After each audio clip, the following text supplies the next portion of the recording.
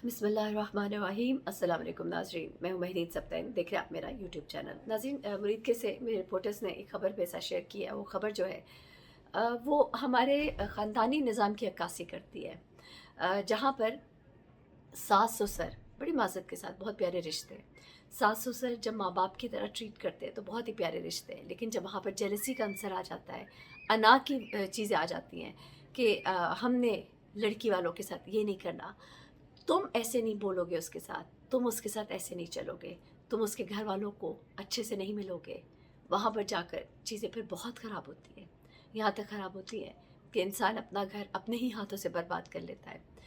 ये उस शौहर की भी नालायकी होती है और उसके माँ बाप की भी नालायकी होती है। मैं समझती हूँ कि कोई भी माँ या बाप अगर वो अपने बेटे को खुश देखना चाहते हैं तो ये सोचें कि उसका घर आबाद रहे, उसका घर आबाद रहेगा, उनका बेटा खुश रहेगा। लेकिन अपनी नालायकी में, हसद में, जलन में, अना में, रिवेंज में बहुत से लोग अपने बेटों के घर ख़राब करते हैं। वो अपने बेटों को कहते हैं कि बीवी के लिए ये ना करो, बीवी को रोको, बीवी मैके ना जाए, बीवी पे सख्ती करो। बड़ी माज़रत के साथ हर एक की बात नहीं करी, लेकिन सिर्फ अपनी अना को खुश करने के लिए, अपनी ज़ात को खुश करने के लिए अपने बेटे को इस तरह की बातें कहते हैं कि वो भी कान का कच्चा हर बात में अपनी बीवी के पीछे पड़ जाता है। और उसके बाद जन्म लेती है ऐसी कहानियाँ जो आज मैं आपको सुनाने जा रही हूँ। ये कहानी जो है ये मुरीद के से है, एक पाकबाज़ औरत की कहानी है। एक ऐसी औरत की कहानी है जिसने ज़िंदगी में कोई गंदा काम उस तरह से नहीं किया था, लेकिन उसको मार डालने के बाद उसके शौहर ने सिर्फ अपनी जान बचाने के लिए, क्योंकि हमारे यहाँ इज़्ज़त के नाम पे कत्ल जो हो जाए तो उसके बचने बचाने के तरीके बड़े निकाल लिए जाते हैं।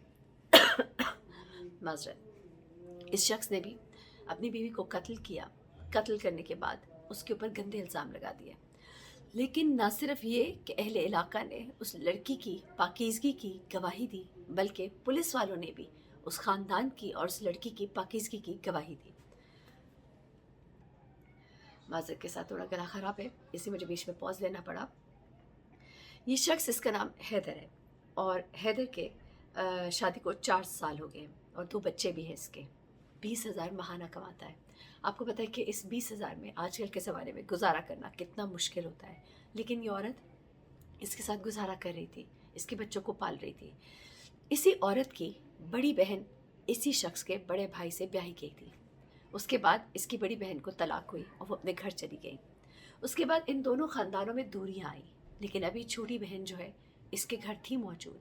लेकिन इस शख्स के माँ बाप ने इस लड़की के ऊपर पाबंदियाँ लगानी शुरू की कि तुम घर वालों से नहीं मिल सकती, तुम अपने घर नहीं जा सकती। अपने बेटे के ऊपर पाबंदियाँ लगाई कि तुमने इसको मिलवाना नहीं है, तुमने इसको उधर जाने नहीं देना।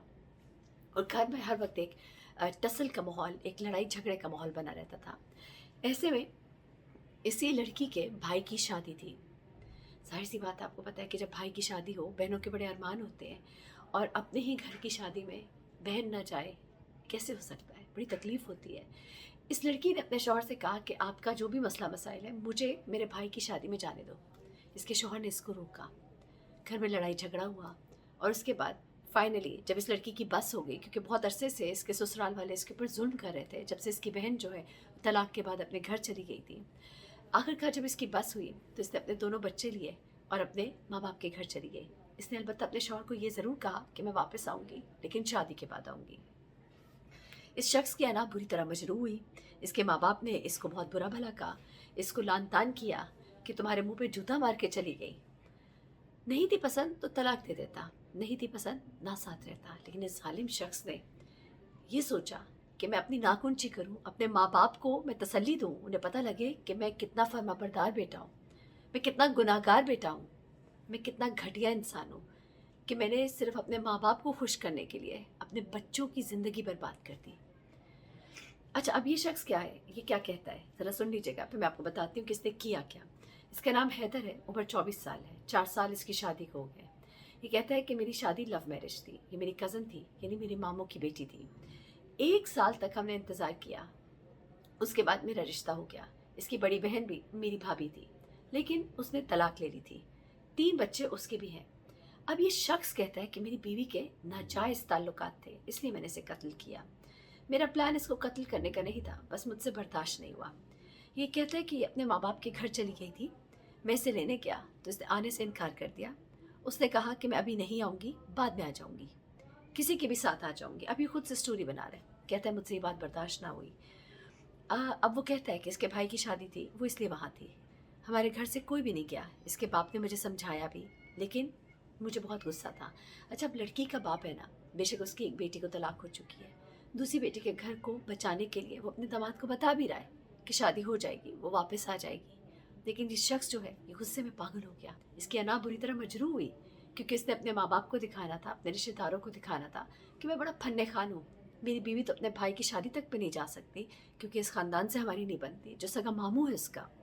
उसके बाद वो कहता है कि मैं बाज़ार गया, मैंने एक छुरी ली, 120 रुपये की छुरी ली। उसके बाद मैं इसे कपड़ों में छुपा के घर ले आया। मैंने अपनी बीवी को कमरे में बुलाया। जब कमरे में आई तो मैंने छुरी उसे घोंप दी और उसे मार दिया। कहता है कि मेरा कोई प्लान नहीं था, बस एकदम से ये सब हो गया। वो मेरे आगे बोली, मुझे गुस्सा आया, मैंने बहाने से कमरे में बुलाया और कत्ल कर दिया। ऐसा कैसे हो सकता है? पहले तो वो गया, वो छुरी लेकर आया, उसके बाद उसने इसको कत्ल किया। उसके बाद जो इन्वेस्टिगेशन ऑफिसर है वो क्या बताते हैं, वो ज़रा सुनिएगा। वो कहते हैं ये सरासर बकवास करता है, ये बच्ची जो है ये बहुत अच्छी थी।